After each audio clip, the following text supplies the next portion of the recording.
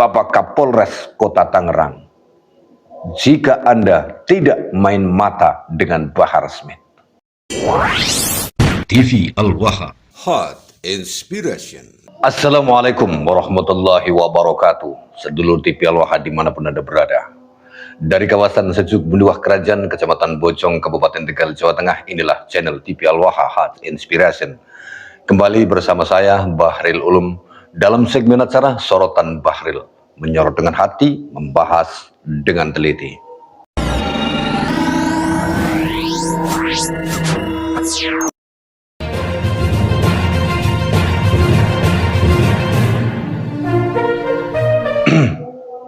Sedulur TV Al-Waha, mohon maaf yang sebesar-besarnya. Beberapa hari saya absen memberikan narasi-narasi tentang hal-hal yang terjadi seputar dunia perhabiban yang mulai rungkat dan sudah semakin rungkat. Karena jujur saya perlu memberitahukan kepada panjenengan semuanya bahwa 7 hari yang lalu ibu dari istri saya, biidznillah qadarullah, meninggal dunia. Telah tutup usia beliau karena sakit yang sudah cukup lama. Saya berharap panjenengan semuanya bisa mendoakan ibu kami. Mudah-mudahan arwah beliau diterima di sisi Allah Subhanahu wa taala dalam keadaan baik dan diberikan kebahagiaan oleh Allah Subhanahu wa taala serta diampuni segala dosa-dosanya. Dan sedulur TV Al-Waha, sebelum kita bahas tentang masalah Bahar Smith, kali ini saya ingin membahas tentang Bahar yang sampai hari ini belum juga ditahan. Sebelumnya saya menyampaikan juga kepada panjenengan semuanya bahwa kami dari pimpinan cabang Perjuangan Wali Songo Indonesia Laskar Sabilillah itu masih membuka donasi untuk korban pada Sari Jatinegara, di mana di sana tanah bergerak masih berjalan dan dimungkinkan atau dipastikan nanti pada Lebaran desa pada Sari tidak bisa merayakan Lebaran bersama karena desanya telah hilang. Dan kami dari Perjuangan Wali Songo Indonesia Laskar Sabilillah pimpinan cabang Kecamatan Bojong berniat akan melakukan donasi atau penggabungan atau penyampaian donasi kepada korban atau para pengungsi pada Sari. Jadi bagi Anda yang ingin turut serta, silahkan untuk turut serta bersama PWI Laskar Sabilillah Kecamatan Bojong nanti menjelang Lebaran. Anda boleh mengirimkan berbagai macam kue Lebaran atau pakaian-pakaian Lebaran, jangan pakaian bekas ya. Boleh juga takjil, nanti akan kita adakan buka bersama di sana. Nah, sedulur TV Al-Waha yang ingin segera atau bergabung bersama Perjuangan Wali Songo Indonesia Laskar Sabilillah pimpinan cabang Kecamatan Bojong dalam menyalurkan donasi bantuan kemanusiaan kepada para pengungsi di Padasari, boleh menghubungi nomor ini 0882214981123. Insya Allah kami akan salurkan semuanya ke sana. Nah, sedulur TV Al-Waha, kita akan membahas tentang Bahar Smith kali ini. Di mana si Bahar Smith ini belum juga ditahan oleh kepolisian Resort atau Polresta Tangerang. Ada apa ini? Terkait hal ini, di mana sudah sangat jelas si Bahar Smith itu sudah jadi tersangka. Tersangka ini, kalau sudah tersangka ya pastinya harus dikandang kan? Jangan macam-macam lah para kepolisian, para anggota kepolisian Republik Indonesia khususnya yang ada di Polresta Tangerang. Tolonglah, jangan macam-macam Anda semuanya. Jangan kemudian karena Bahar itu punya masa, punya alasan, punya uang dan lain sebagainya. Kasusnya menjadi nggak jelas demikian rupa. Sudah jadi tersangka tapi tidak juga ditahan. Ini ada satu tulisan, saya rasa untuk anggota kepolisian Resort Tangerang, Kota Tangerang, saya rasa Anda perlu menyimak tulisan ini. Tulisan ini adalah tulisan dari Kiai Haji Imaduddin Usman Al-Bantani. Sangat tajam kalau menurut saya. Dan Anda pasti semuanya anggota kepolisian Resort Tangerang harus menyimaknya. Khususnya Bapak Kapolres Kota Tangerang. Jika Anda tidak main mata dengan Bahar Smith. Tetapi jika Anda main mata dengan Bahar Smith, maka dunia ini adalah hal yang kecil dan hukuman yang lebih besar adalah akhirat. Kita mulai tulisan dari Kiai Haji Imaduddin Usman Al-Bantani yang berjudul Melepas Bahar Smith, Polres Metro Tangerang Kota Ada Apa.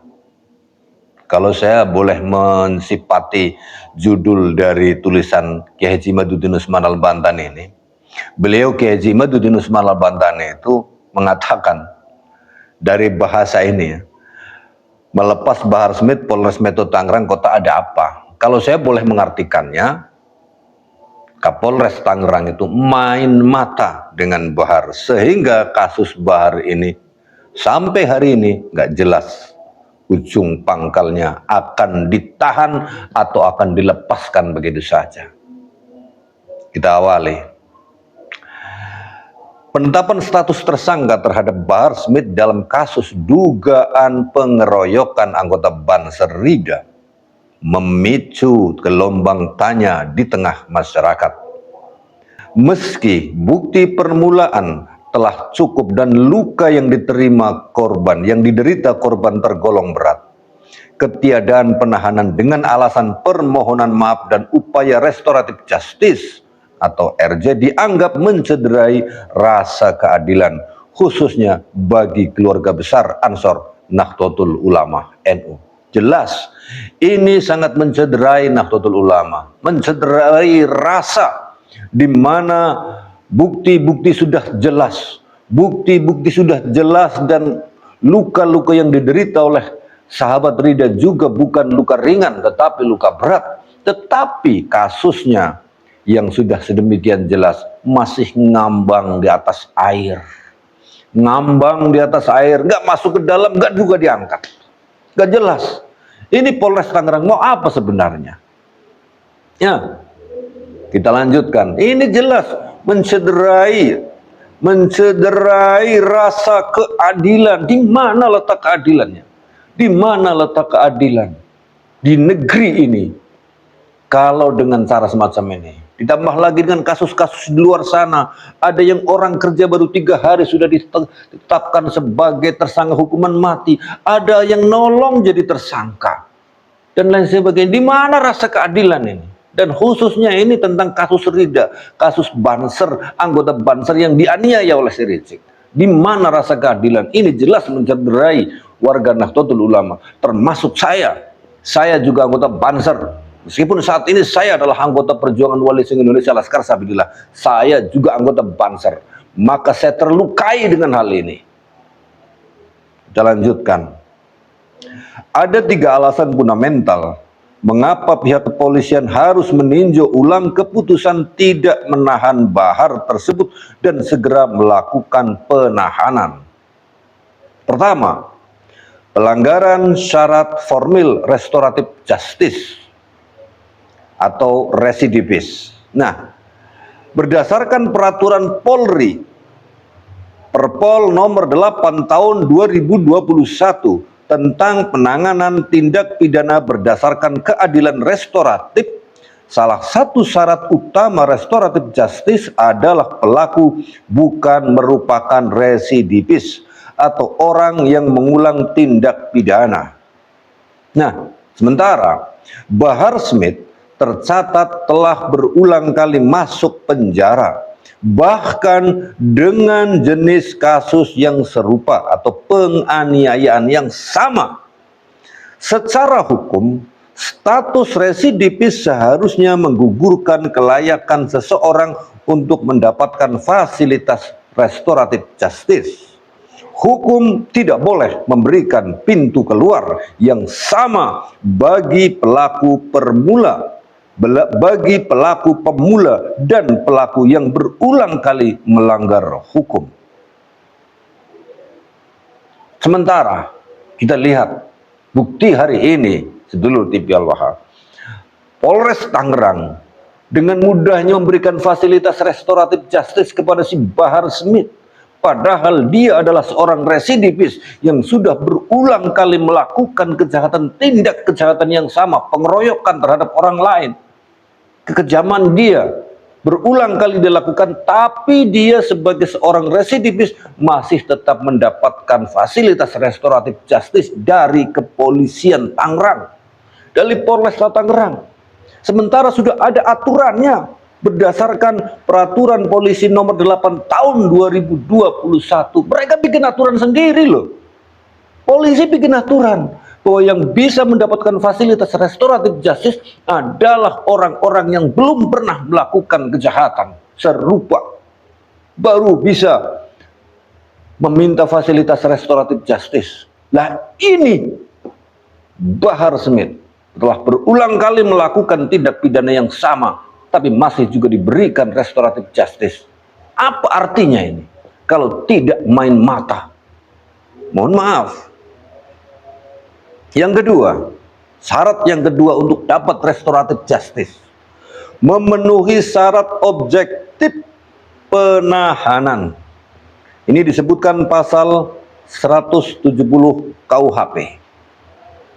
Pengeroyokan yang dimulai di muka umum dan berlanjut hingga ke ruang tertutup jelas memenuhi unsur pasal 170 KUHP dengan ancaman di atas 5 tahun penjara dan berpotensi lapis dengan pasal 333 penyekapan atau pasal 351 ayat 2 penganiayaan luka berat.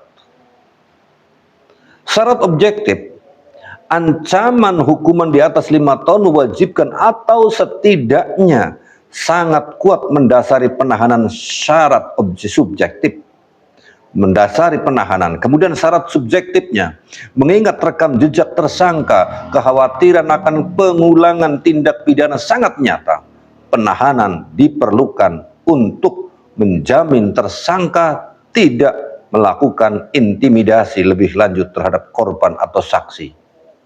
Ini dia, perlu dicatat.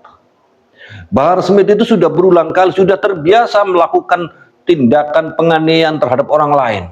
Nah, seharusnya berdasarkan bukti objektif dan subjektif tadi, si Bahar itu harus ditahan selama masa penyidikan setelah ditetapkan sebagai tersangka. Karena apa? Berpotensi kalau dia ada di luar, dia bisa saja melakukan penekanan-penekanan kepada pihak lain untuk supaya dia dinyatakan tidak bersalah. Mungkin saja dia akan menganiaya orang lain lagi yang berkaitan dengan Rida, supaya Rida ditekan agar memberikan restoratif justice, memberikan pengampunan atau pemaafan sehingga si Bahar bisa bebas dari hukum. Nah, ini ternyata tidak dilakukannya oleh kepolisian Resort Tangerang. Yang ketiga, menghindari disparitas hukum dan keresahan sosial. Hukum harus tajam ke semua arah. Ketika pengeroyokan menyebabkan luka berat, negara hadir untuk menghukum perbuatannya, bukan sekedar memfasilitasi. Harus hadir negara, bukan memfasilitasi. Jika restoratif justice dipaksakan pada kasus kekerasan berat yang melibatkan seorang residivis, publik akan melihat ini sebagai sebagai impunitas alias kekebalan hukum. Kalau Polresta Tangerang memberikan restoratif justice kepada si Bahar Smith itu, sementara dia tercatat sebagai seorang residivis yang melakukan kejahatan pengeroyokan berulang kali terhadap orang yang berbeda-beda, ini artinya si Bahar Smith itu dianggap dalam tanda petik, dinyatakan dalam tanda petik oleh para anggota kepolisian, khususnya Kapolresta Tangerang, sebagai si Bahar itu sebagai orang yang kebal hukum, sehingga Kapolresta tidak bisa melakukan apa-apa selain memberikan fasilitas. Ini yang namanya keadilan. Apakah ini yang namanya keadilan di negeri ini? Sadulu TV Al-Waha. Kasus ini bukan sekedar urusan personal antara pelaku dan korban, melainkan menyangkut ketertiban umum membiarkan tersangka pengeroyokan luka berat tetap bebas tanpa penahanan beresiko memicu gesekan antar kelompok di akar rumput. Yang merasa keadilan tidak ditegakkan secara proporsional. Secara hukum dan struktural, Kapolres bertanggung jawab penuh atas segala proses penyidikan yang terjadi di wilayah hukumnya. Jika seseorang tersangka yang memenuhi syarat penahanan ancaman di atas 5 tahun dan residivis ternyata tidak ditahan atau diberikan fasilitas restoratif justice yang tidak sesuai aturan, maka tanggung jawab ada di tangan Kapolres. Meskipun pemeriksaan dilakukan oleh penyidik di Satuan Reserse Kriminal, Satreskrim, setiap keputusan strategis terutama kasus yang menjadi perhatian publik atau melibatkan tokoh biasanya dilaporkan kepada Kapolres melalui mekanisme gelar perkara. Keputusan untuk penahanan atau tidak menahan tersangka adalah diskresi pilihan yang di bawah pengawasan Kapolres. Hampir semua dokumen administratif penting dalam penyidikan memerlukan tanda tangan atau persetujuan pimpinan. Sprindik, surat perintah penyidikan, dasar dimulainya kasus SPH. Surat perintah penahanan, jika tidak ada penahanan, Kapolres atau Kasat Reskrim harus memberikan alasan kuat mengapa diskresi itu diambil. Proses restoratif justice harus melalui gelar perkara yang biasanya dipimpin atau setidaknya diketahui oleh Kapolres untuk memastikan syarat-syarat dalam Perpol nomor 8 tahun 2021 terpenuhi. Jika Kapolres membiarkan proses restoratif justice bagi seorang residivis yang jelas-jelas dilarang oleh Perpol nomor 8 tahun 2021 pasal 5, maka Kapolres bisa dianggap melakukan pembiaran atau salah prosedur. Kapolres tidak bisa berlepas tangan dengan alasan itu urusan penyidik. Di mata hukum, keberhasilan atau kegagalan penegakan hukum di sebuah kabupaten atau kota adalah cermin kinerja Kapolresnya. Kepolisian Republik Indonesia harus berdiri tegak di atas aturan yang mereka buat sendiri. Kepolisian Republik Indonesia harus berdiri tegak di atas aturan yang mereka buat sendiri. Maaf adalah urusan moral. Ya, memaafkan adalah urusan moral, namun pertanggungjawaban pidana adalah urusan negara. Karena itu, kami mendesak pihak kepolisian untuk segera, pertama, melakukan penahanan demi kepastian hukum dan mencegah pengulangan pidana terhadap Bahar Smith.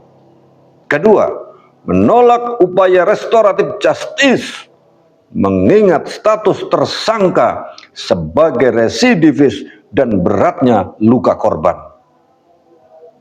Keadilan tidak boleh dikompromikan hanya dengan selembar surat kesepakatan jika hukum itu sendiri telah dilecehkan berkali-kali. Memaafkan adalah hak korban. Namun, menghukum pelaku adalah kewajiban negara. Ketika pengulangan kejahatan residivisme dipandang sebelah mata, saat itulah negara memberi izin bagi kekerasan baru untuk lahir. Jangan biarkan restoratif justice menjadi topeng bagi impunitas. Tegakkan hukum seadil-adilnya atau bersiaplah melihat kepercayaan masyarakat runtuh sepenuhnya. Integritas Polri dipertaruhkan pada keberaniannya menahan mereka yang merasa di atas hukum. Keadilan yang tertunda adalah ketidakadilan yang nyata. Nah, ingat, keadilan yang tertunda adalah ketidakadilan yang nyata. Jangan sampai desakan publik lebih kuat daripada nurani penegak hukum. Tahan pelakunya, si Bahar Smith itu. Tegakkan pasalnya dan kembalikan marwah hukum ke tempat yang semestinya. Hukum harus menjadi panglima, bukan pelayan bagi mereka yang terbiasa melanggarnya. Jika keadilan hari ini bisa dikompromikan, jangan salahkan jika esok hari rakyat mencari keadilannya sendiri.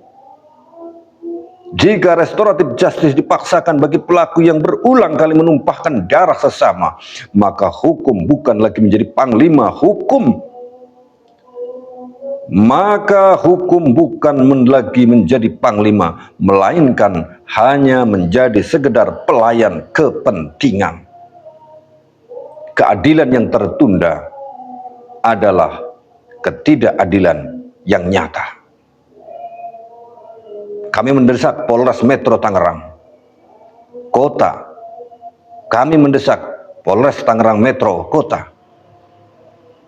Kami mendesak Polres Metro Tangerang Kota untuk tegak lurus pada aturan, tolak restoratif justice bagi residivis Bahar Smith. Tahan dia dan kembalikan marwah hukum ke tempat yang semestinya. Nah, sedulur TV Al-Waha, ini adalah sebuah tulisan Kiai Haji Madudin Usman Al-Bantani yang sangat tajam, di mana beliau mensoroti tajam kinerja kepolisian resort Kota Tangerang. Bagaimana Anda yang menjadi anggota kepolisian resort Kota Tangerang, serta bagaimana Anda yang saat ini menjabat sebagai Kapolresta Tangerang? Apa tanggapan Anda? Apakah Anda benar-benar main mata dengan Bahar, sehingga Anda memposisikan Bahar itu sebagai orang yang kebal hukum dan sangat pantas diberi fasilitas dengan cara Anda melanggar peraturan yang Anda bikin sendiri? Saya Bahril Ulum. Assalamualaikum warahmatullahi wabarakatuh.